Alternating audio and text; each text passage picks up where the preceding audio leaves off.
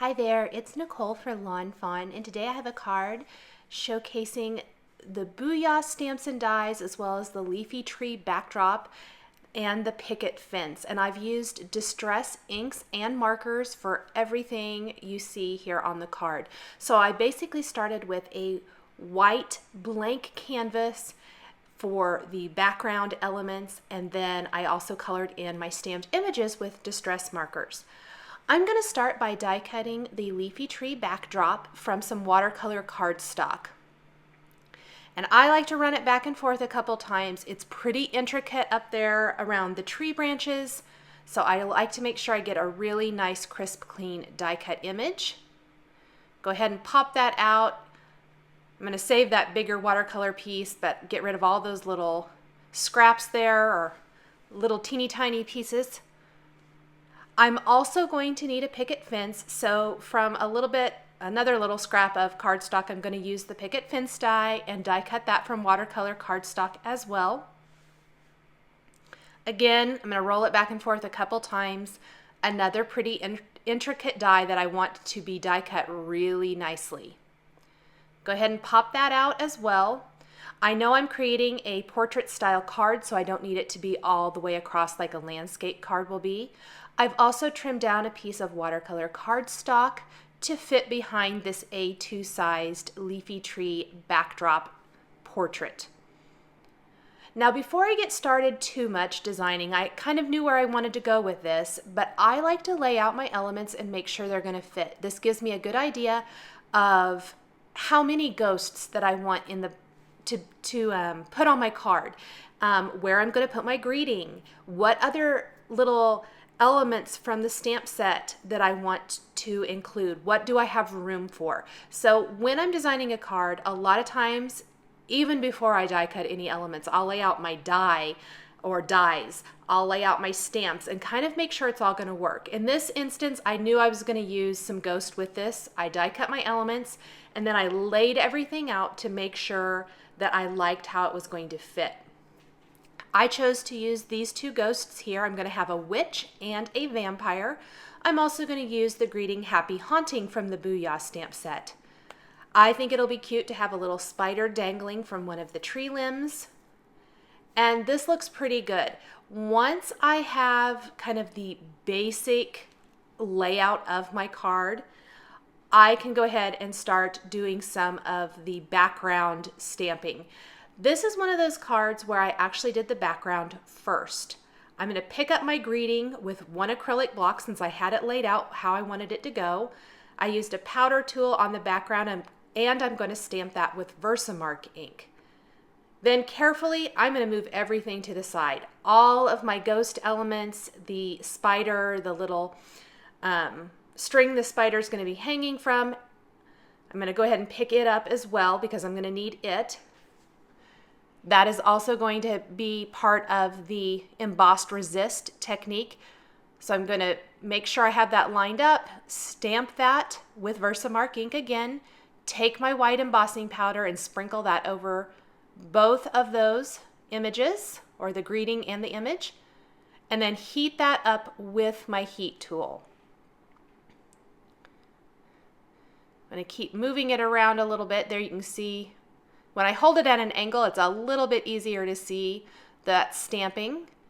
Go ahead and melt that embossing powder. I'm going to heat the back side to help with the warping a little bit. Then I'm going to apply chipped sapphire and wilted violet distress inks to my background. This is kind of my go-to color combination for this year's Halloween cards. I love this. Now my fingers are in the ink. You can see that when I apply distress ink to watercolor cardstock, you really got to be careful. So I like to use a scrap piece of paper to keep my fingers out of it.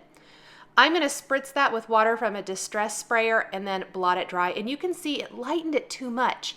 So I ended up going back over it with my ink blending tools. I didn't even add any more ink to them. And that's going to give a completely different look to the background. I added a lot less water. So I'm going to have some kind of less vibrant ink splotches, I guess. And it really adds a lot of character to the background. I'm going to take my leafy tree backdrop panel now and mask off just the areas where the tree meets the frame, and I'm applying Gathered Twigs Distress ink first, and then I'm going to grab my Ground Espresso Distress ink and apply that to my tree. Give it some nice depth and dimension. I'm simply going to take my same Post-it strips now, mask off the tree, and I'm going to apply Black Soot Distress ink to the frame. Super fast, just kind of pouncing it all along the border, trying to be really careful I don't lift up my Post-it tape. Then I'm going to remove that Post-it tape, and I'm taking a dry paper towel. I spritzed everything with water again from the distress sprayer, and I'm buffing it really good, getting it really nice and dry. And there's what that's going to look like over my background, which it's already looking awesome. The background really kind of was what I thought of first with this card, and then I thought, what images do I have that will work with this particular background scene that I want to build? I stamped the spider with some black licorice Lawn Fawn ink hanging there, and I put some adhesive on the back of my fence, and I'm going to tuck it right there along the bottom edge of my leafy tree backdrop on the background. Once I have it in place, I'll just snip off all of the excess, place some adhesive around the frame itself and on the tree, and then I'll attach that right to my background. Just a really fun scene building. This die, there are so many ways you can use it. So far, I've used it for a fall-themed card. I've used the landscape for a birthday kind of fall-themed card, and then this Halloween card. And I'm looking forward to using it for winter and Christmas-themed cards as well. Springtime, too. Lots and lots of ways to use this. I just love it. I stamped my ghosts with some permanent ink, and then I just took a little weathered wood distress marker, went around the edges, and with a water brush, I'd say paintbrush filled with water, I went around and smoothed that ink out. This is just giving my quote-unquote white ghosts a touch of color so they're not so stark white. Weathered wood is a great ink for that. It just kind of gives it a little bit, almost a gray cast to it maybe. Adds a touch of color without being overpowering. A little wilted violet for my witch's hat. I stamped it several times. I felt like some of my stamped impressions weren't very good. I do that a lot. I always want to get the best one for my card. The band around the witch's hat is going to be colored with carved pumpkin, and the buckle with black soot. Again, I will be taking the water brush and blending that out. What I happened to do here was, because the hat was pretty saturated where I colored the wilted violet, I let it sit while I worked on some of the other images until it dried a little bit before I take my water brush back to that project. I don't want my wilted violet and carved pumpkin and black soot inks all blending together. The vampire head colored with black soot, applied a little bit of paint and then blending it out with my water. You could also use a traditional paintbrush and just dipped in water if you wanted to. Maybe have a little bit more control about how much water you actually use. I did the wings as well, colored those with black soot. The insides of the ear will have some spun sugar. I ended up doing that a little bit later. I stamped the Boo Thought Bubble and also the broom from the Booyah stamp set. The little band around the brush, carved pumpkin, the broom handle itself, some gathered twigs, and then the broom with wild honey. And just clean off that water brush in between changing colors so that you don't cross-contaminate a darker color into a lighter color. Once all of these are completely dry, if you'd like to speed that up, just hit them with a heat tool. I took the coordinating Booyah dies, taped them in place with a little Post-it tape, and then I'll run those through my Big Shot die cutting machine to get all of my images die cut so that I can build my background scene. Pop that in there. I like to die cut as much as possible with one pass of the machine. Go ahead and move that back out of the way.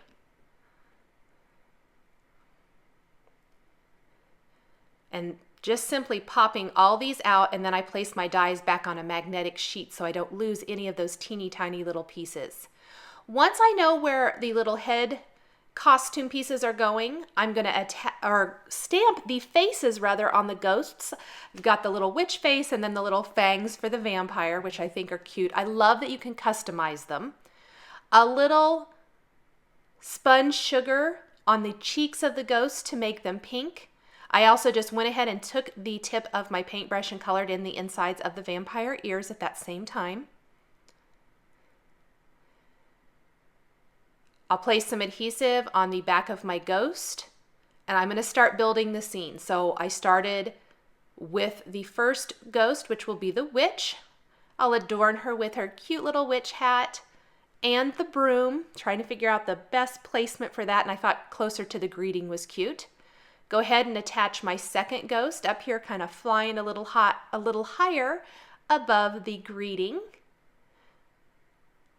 Add his vampire wings, his little headpiece, and also adhere the little boo thought bubble up there. And now it's time to just do some of those finishing details, little teeny tiny things. One of them was I thought he needed a bow tie, and there is a bow tie image and coordinating die in the Booyah stamp set. I'm going to take that, color it in with a little candied apple distress marker, blend it out with my water brush, let that sit for a little bit. I did go back over a couple areas on the witch's hat that I didn't like real well. I'm adding some little white dots with a white glaze pen just in the background to add to that kind of magical scene in the background.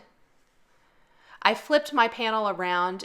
Anywhere I thought it might be wet, I didn't want to get my hand in it. So that's kind of why it's upside down here. As I get all these little dots, I tried not to add too many. There's plenty going on in the background. I just think an interesting background can add so much to a card design. Go ahead and flip that back. I'm going to go over the vampire teeth with the white glaze pen as well, just to make sure they're nice and white.